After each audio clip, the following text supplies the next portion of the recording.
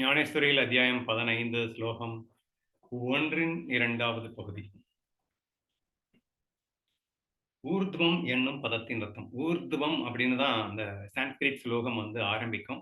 அந்த ஊர்துவம்னு நான் ஆரம்பிச்சேன் இல்லையா? அதுக்கு என்ன அர்த்தம் அப்படின்னு சொல்லி ஆரம்பிக்கிறேன் அப்படின்னு சொல்றாரு.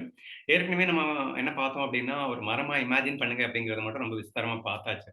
அப்புறம் அந்த மரத்த எதுக்காக நான் இமேஜின் பண்ண சொன்னேன் அப்படின்னா, இந்த ஒட்டுமொத்த பிரபஞ்சம், அதாவது பிரபஞ்சத்த விடுங்க. பரபிரம்மம் அல்லது இறைவன் அல்லது பரமாத்மா என்று அழைக்கப்படுகின்ற அந்த ஒரு விஷயம் எப்படி உலகமா இருக்கு?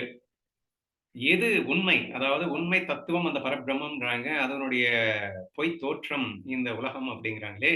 இது எல்லாத்தையுமே ஒரு மரத்தை உருவகமாக வைத்து, அதை எப்படி நம்ம புரிஞ்சுக்கலாம் அப்படின்னு ட்ரை பண்றதுக்காக கொடுக்கப்பட்டது தான் இந்த ஃபர்ஸ்ட் ஸ்லோகா. அதுல அந்த மரத்த எப்படி இமேஜின் பண்ணணும் அப்படின்னு சொல்லிட்டாங்க. ஸோ வேர்கள் மேல உள்ள மாதிரியும், மரம் அப்படியே தலைகீழ பெயர்த்து அப்படியே கவுத்தி வச்சா எப்படியோ அப்படி கற்பனை பண்ணிக்கோங்க அப்படின்னு சொன்னாரு. சொல்லிட்டு வேர்கள் எல்லா பக்கமும் இருக்கு, கிளைகள் எல்லா பக்கமும் இருக்கு, எல்லா பக்கமும் கொப்புகள் கிளைகள் போகும் அப்படின்றதெல்லாம் இமேஜின் பண்ண சொல்லிட்டாரு. இப்போ ah he is going to explain. இப்போ ஒவ்வொன்னுமே அந்த தாத்பரியம் என்ன சொல்றது? ஒரு எக்ஸாம்பிள் சொல்லணும் அப்படின்னா, அந்த எக்ஸாம்பிள் எதுக்காக சொன்னோம்? ஒரு விஷயத்த புரிஞ்சுக்கிறதுக்காக. அப்ப அந்த மரத்த வச்சு நம்ம பிரம்ம தத்துவத்தையே புரிஞ்சுக்கணும் இல்லையா? அப்ப அத புரிய வைக்கிறதுக்காக ஸ்லோலி ஆரம்பிக்கிறாரு. த ஃபர்ஸ்ட் திங், இந்த வேர்கள் மேல் பக்கமாக இருக்கிறது என்று நான் சொன்னேன் அல்லவா? அதை என் அபிப்பிராயத்துல சொன்னேன் அப்படிங்கிறதுக்காக ஆரம்பிக்கிறாரு. அப்போ இந்த பரபிரம்மம் என்பதுதான், அந்த பரமாத்மா என்று அழைக்கப்படுவதுதான் அந்த வேர் அப்படின்னு வச்சுக்கோங்க. ஏன்னா வித்தவுட் வேர் எதுவுமே கிடையாதுல்ல. ஒரு மரம் வேர் இல்லாம வளருமா என்ன?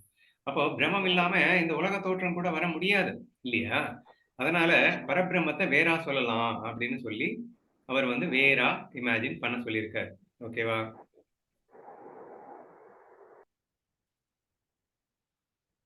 இப்போ வேறா இமேஜின் பண்ணியாச்சு அப்படின்ன மேலே இருக்கக்கூடிய அந்த வேர்களை பிரம்மமா இமேஜின் பண்ணுங்க அப்படின்னு சொல்றதுக்காக ஊர்துவம் அப்படின்னா மேலே உள்ளது அப்படின்னு அர்த்தம். இப்போ ஒரு இமேஜினேஷனுக்காக ஒரு மரத்தை இமேஜின் பண்ணி நம்ம புரிஞ்சுக்கணுன்றதுக்காக நான் மேலே உள்ள வேர்கள் பரபிரம்மம்னு புரிஞ்சுக்கோங்க அப்படின்னு நான் சொல்லியிருக்கேன். பட் இட் டசன்ட் மீன், ஏன்னா பிரம்மம் அப்படிங்கிறது இப்படி அப்படின்னு சொல்ல முடியாது இல்லையா? So therefore for an understanding இப்போதைக்கு நான் அந்த மாதிரி சொல்லியிருக்கேன் அப்படின்னு மட்டும் புரிஞ்சுக்கோங்க அப்படிங்கிறத சொல்லிட்டு ஆரம்பிக்கிறாரு. இப்ப நான் படிக்கிறேன். இந்த சந்தர்ப்பத்தில் ஊர்துவம் என்ற ஒரு பதம் பிரயோகித்தேனே, ஒரு வார்த்தை உபயோகித்தேனே, அது பரபிரம்மத்தை குறிக்கிறது என்று புரிந்து கொள்ளுங்கள். சம்சாரத்தை ஒரு மரமாக வர்ணிப்பதால் தான் பரபிரம்மத்துக்கு ஊர்துவம் என்று பெயர் பொருத்தம் உள்ளாகிறது. மரமா வர்ணிக்கணும்ன்றதுக்காக நான் இப்போ ஊர்துவம்னு சொல்லிட்டு பரபிரம்மம் நான் பேசியிருக்கேன். இல்லாவிட்டால் முற்றிலும் வேதமற்ற அத்வைதமான வஸ்துவிலே ஊர்துவம், மத்தியமம் அல்லது கீழ்ப்பக்கம் என்னும் பதங்களை எப்படி ஒட்டும்? ஆக்சுவலி மேலே இருக்கின்றது அதற்கு ஊர்துவம்னு வச்சுக்கோங்க, அது பரபிரம்மம்னு வச்சுக்கோங்க அப்படின்னா, அப்ப பரபிரம்மம்னா மேலே இருக்கிறது, அப்ப கீழே இருக்கிறது வேற என்னவோ அப்படின்னு.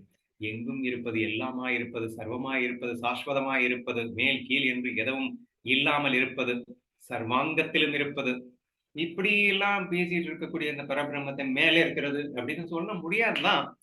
பட் எனிவே இப்போ ஒரு மரமா நான் வர்ணிச்சு அதை எக்ஸ்பிளைன் பண்ணணும் அப்படிங்கிறப்போ வேற வழி இல்லாம நான் அந்த வேர்களுக்கு பரபிரம்மம்னு இமேஜின் பண்ணுங்கன்னு சொல்லியிருக்கேன் அப்படின்னு சொல்றாரு. ஓகே, என்னும் பதங்கள் எப்படி ஒட்டும்? வஸ்துவோ கேட்கிறவர்களற்ற நாதமாயும் முக முகக்கக்கூடியவர்கள் அற்றிருக்கும் மகரந்தமாயும் காது இல்லாத சப்தமாகும் அப்படின்னு வச்சுக்கோங்க. மூக்கே இல்லாம சுகந்தமாகவும், அதாவது நறுமணங்களை காது இல்லாம எப்படி கேட்க முடியும்? மூக்கு இல்லாம எப்படி நுகர முடியும்? பிரம்மம்டா. பிரம்மம்னா அது எல்லாமே அப்படித்தான். அது எதுவுமே தேவையில்லை. எதுவுமே தேவையில்லை. ஆனா அது கேட்கும், நாதத்தை கேட்கும், சுகந்தத்தை நுகரும். சச் இஸ் தி பரபிரம்மா இல்லையா? So we are limited beings. நமக்கு அந்த கரணங்கள்னு கொடுக்கப்பட்டு ஏதோ மூக்கு, காது, கையெல்லாம் வச்சு புலன்கள் அப்படின்னு வச்சுக்கிட்டு இந்த கண்ணு வழியா வெறும் பார்க்கத்தான் முடியும், காது வழியா கேட்கத்தான் முடியும். அதுலயும் ஒண்ணு ரிப்பேர் ஆயிடுச்சுன்னா அது கேட்காது. ஸோ இந்த மாதிரி இருக்கு. பட் பரபிரம்மம் அப்படின்னு சொன்னா we cannot imagine like this இல்லையா? அதுதான் எல்லாமே இருக்கு. அப்புறம் எதுக்கு அதுக்கு காது, கண்ணு? ஸோ எதுவுமே இல்லாம அது எல்லாத்தையுமே அனுபவிக்கக்கூடிய ஒரு அற்புத விஷயம் தான் அந்த பிரம்மம் என்பதை புரிந்து கொள்ள வேண்டும். மூக்கை, அதாவது முகக்கக்கூடியவர்கள் அற்று இருக்கும் மகரந்தமாகவும், ஆண் பெண் கலவையினால் ஏற்படாது தானாகவே ஏற்பட்டுள்ள ஆனந்தத்தின் உருவமாகவும் இருக்கிறது. ஏன்னா அது வந்து ஏதோ ஒன்றுனால உருவாக்கப்பட்டதுன்னு நினைச்சிடக்கூடாது. ஆண் பெண் கலவையினால் உருவானது குழந்தை. ஆனா இங்க ஆனந்தம். இங்க எதனுடைய சம்மதமும் இல்லாம அதுவே அதுவாகவே எல்லாமாகவே இருக்கு அப்படின்னு புரிஞ்சுக்கோங்க.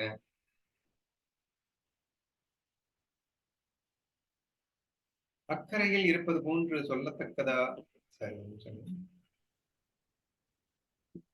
ஏற்பட்டுள்ள ஆனந்தத்தின் உருவமாகவும் இருக்கிறது. அக்கறையில் இருப்பது என்று சொல்லத்தக்கவையாவற்றையும் தாண்டி நிற்கிறதாகவும் முன்புள்ளது என்று சொல்லத்தக்க எல்லாவற்றிற்கும் முற்பட்டதாகவும் பார்க்கக்கூடிய வேறொரு வஸ்து இன்றியே பார்க்கிறதாகும். அக்கறைக்கு அப்பாளுக்கு அப்பாய், அணுவுக்கு அணுவாய் அப்படின்னு அவைப்பாடி பாடுவாங்க. சோ இங்க அததான் சொல்லியிருக்காரு. அக்கறையை தாண்டி உள்ளதாகவும் எல்லா வஸ்துக்களுக்கும் முற்பட்டதாகவும், சோ ஆதியாகவும் அந்தமாகவும், ஆதிக்கும் ஆதியாகவும், அந்தத்திற்கும் அந்தமாகவும், அப்படி இப்படி எல்லாத்துக்குமே இப்ப எப்படி சொல்றது? ஆதி இல்லாத வஸ்துவ ஆதின்னு எதை சொல்றது? அந்தம் இல்லாத ஒரு வஸ்துவ அந்தம்னு எதை சொல்றது? முன்பக்கம் இதுக்கு ஃபர்ஸ்ட் இதுதான் முதல்ல வந்தது அப்படின்னு சொல்ல முடியுமா? ஏன்னா இதுதான் முதல் சாஸ்வதமா இருந்து கொண்டே இருக்கிறது. அப்ப எங்க இது ஸ்டார்ட் ஆச்சு அப்படின்னு சொல்ல முடியாது அப்படிங்கிற மாதிரி வர்ணனை போயிட்டு இருக்கு. ஸோ எல்லா வஸ்துவுக்கும் முற்பட்டதாகவும் பார்க்கக்கூடிய வேறான வஸ்து இன்றியே பார்க்கிறதாகவும், ஸோ தன்னையே அதாவது நான் உங்களை பார்க்கிறேன். புரியுதுல்ல நமக்கு? நான் உன்னை பார்க்கிறேன். பார்க்கிறவன் பார்க்கப்படும் பொருள் அப்படின்னு ரெண்டா இருக்கணும். அப்பதான் வந்து இந்த விஷயத்தை பார்க்க முடியும். பட் இந்த பிற பிரம்மஸ்திதிங்கிறது அப்படி இல்லை. பார்க்கிறவனும் அவன் தான், பார்க்கப்படும் பொருளும் அவன் தான், பார்வையும் அவன் தான். அவனுக்கு எதுக்கு கண்ணு? ஏன்னா நான் என்னையே பார்க்கறதுக்கு கண்ணு இருக்கு எனக்கு. Just imagine that if I wanted to see myself, do you need my eyes to see it? பாடியை நினைச்சிருவீங்க. கண்ணுல இருந்தா தானே உங்க பாடியை நீ பார்க்க முடியும். Here I'm not meaning the body. So when I'm everything else, அப்போ எனக்கு நான் எல்லாமாக நானே இருக்கும்போது கண்ணும் நான் தான், பார்க்கப்படும் பொருளும் நான் தான், பார்க்கிறவனும் நான் தான், பார்வையும் நான் தான் என்பதாக இருக்கிறது அல்லவா? So that we call it as the பரபிரம்ம ஸ்திதி. மற்றொன்றின் பார்வைக்கு விஷயமாகாததாகவும் அவ்வஸ்து இருக்கிறது. திருப்பிடிகள் அற்றதாக இருக்கிறது என்பதுதான் சொல்லியிருக்கிறது. அவ்வஸ்து கல்பிக்கப்பட்டவையான உபாதிகள் என்று வர்ணத்தகட்டின் சேர்க்கையால் நாமரூபங்களோடு கூடிய இந்த ஜகத்தாக காணப்படுகிறது.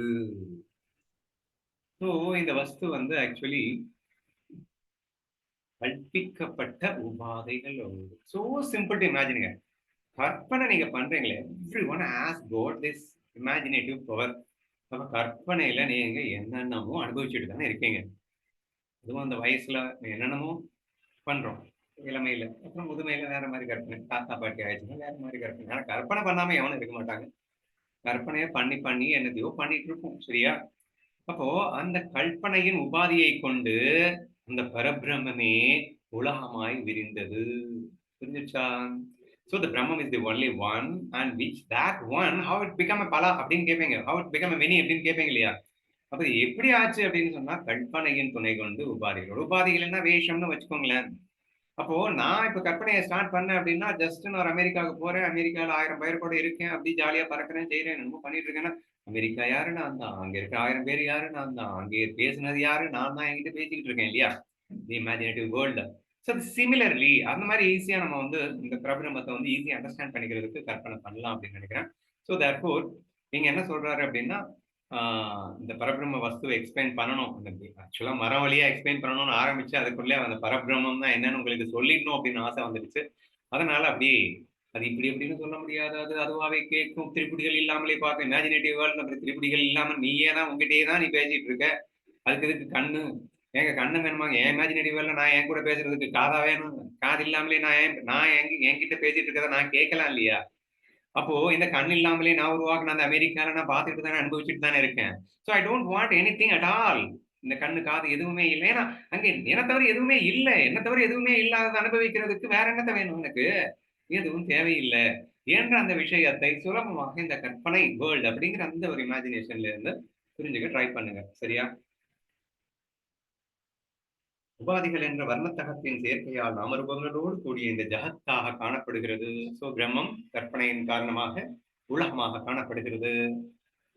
வஸ்து ஞாதா அறிகிறவன் என்றும், ஞேயம் அறியப்படும் பொருள் என்றும் சொல்லப்பட முடியாததாய் கேவல ஞானமாய் இருந்து கொண்டு உபாதிகள் முற்றிலும் அற்ற வடிகட்டின ஆனந்தமாக இருக்கிறது. ஆக்சுவலா பாத்தீங்கன்னா, கேட்பவன் கேட்கப்படும் பொருள் இல்ல, தனித்தனியா எதுவுமே இல்ல. பட் இருக்குன்னா சும்மா நாச்சுக்கு இருக்கு, கற்பனையில இருக்கு. பட் உண்மையில இருக்கா? உண்மையில எதுவுமே இல்லையா?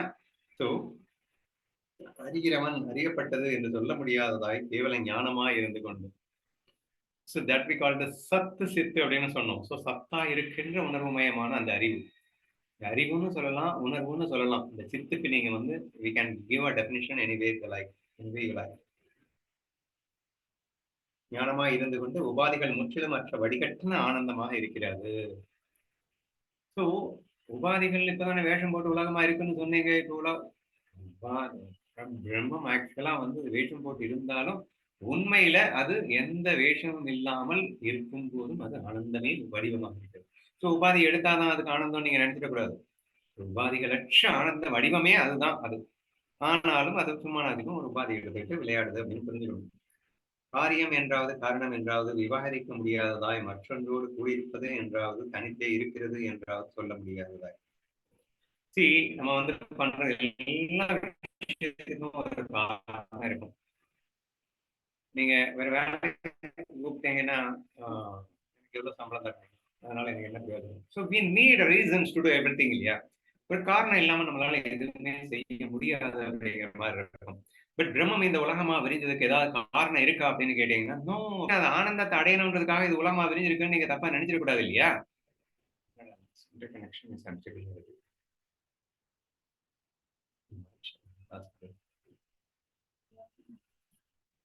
எனிவே, சோ என்ன சொல்லிட்டு சாரி, காரியம் காரணம் எதுவும் இல்லாமல் இருக்கின்றது. So without a reason it has become many. அதாவது எந்த காரணமும் இல்லாம அது ஆனந்தமா தான் இருந்துட்டு இருக்கு. இருந்தாலும் ஒரு பண்ணுக்காக அது உலகமாக விளைஞ்சிட்டு காரண காரியங்கள் அற்றது.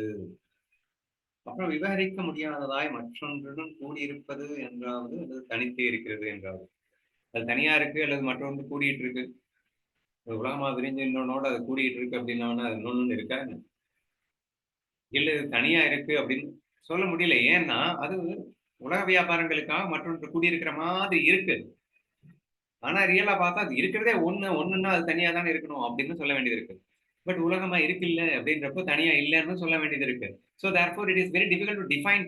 தனியா இருக்குன்னு சொல்ல முடியல, எல்லாத்தையும் கூடி இருக்குன்னு சொல்ல முடியல அப்படின்னு புரிஞ்சுக்க ட்ரை பண்ணுங்க. தன்னை தானே அறிந்து கொள்வதாய் வஸ்து இருக்கிறது. அந்த பரம வஸ்து தான் இந்த சம்சார விருட்சத்துக்கு ஊர்துவம் என்று சொல்லப்படுகிறது. ஆக்சுவலி இந்த வேற வந்து ஊர்துவம்னு சொல்லிட்டாங்க. ஊர்துவம்னு அந்த பரபிரம்ம வஸ்துன்னு சொல்லும் போது how how clearly is explaining இந்த பரபிரம்மம் தான் என்ன அப்படிங்கிறத சான்ஸ் கிடைக்கும் போதெல்லாம் எந்த அழகா வர்ணிக்கிறாரு அப்படிங்கிறத புரிஞ்சுக்கணும். So therefore it is the only one which is existed, which is பரபிரம்ம வஸ்து. அதுவே தான் இங்கே உலகமாக விரிந்திருக்கிறது அப்படிங்கிறத இன்டெரக்டா சொல்லிட்டாரு. அதை தவிர வேற எதுவுமே இல்லை அப்படின்னு சொல்லிட்டாரு. அது இப்படி அப்படின்னு சொல்ல முடியாது, தனித்திருக்குன்னு சொல்ல முடியாது, கூடிட்டு இருக்குன்னு சொல்ல முடியாது. ஏன்னா அது சாஸ்வதமாக அனாதியாக பரபிரமம் இருக்கின்றது. அனாதியாக இதனுடைய நிழலான இந்த உலகமும் இருக்கிறது. நீங்க நடந்து போனா அந்த நிழல் பின்னாடியே வரும். அந்த நிழல் நீங்கள் இல்லதான், அதுக்காக அது இல்லாம போயிடாது. நீங்க இருக்கிற வரைக்கும் நிழல் இருக்கும் தான். அப்படி இருக்கும்போது நீங்க ஒரு நிழலுக்கு பதிலா 10 நிழலா வச்சுக்கோங்க. அப்போ நீங்க பல பேரோட கூடியிருக்கீங்களா, தனித்து இருக்கீங்களான்னா, ஆமா தனியா தான் இருக்காருன்னு சொல்லலாம். ஆனா நிழலோட சேர்ந்து தானே வாழ்றாருன்னு சொல்லலாம் இல்லையா? So in this way it is very difficult to define அப்படிங்கிற மாதிரி இந்த பரபிரம்ம வஸ்து இருக்கின்றது என்று சொல்லி அந்த வேற நீங்க வந்து பரபிரம்ம வஸ்துன்னு இமேஜின் பண்ணுங்க அந்த மரத்துல அப்படிங்கிற ஒரு வரியை தான் இவரோட எக்ஸ்பிளைன் பண்ணியிருக்கார். So we will discuss again and again tomorrow.